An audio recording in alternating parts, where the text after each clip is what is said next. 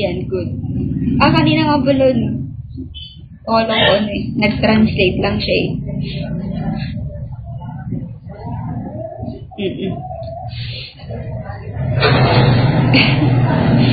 No, nalimutan ko pa rin sasabihin ko sa'yo. Cute. Hi, Mr. Duck. Totoo ba yung Mr. Duck? Talaga ba? Joke lang.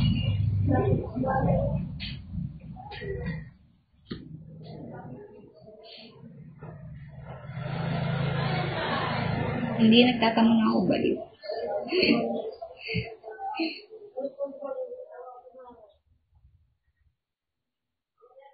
Alin?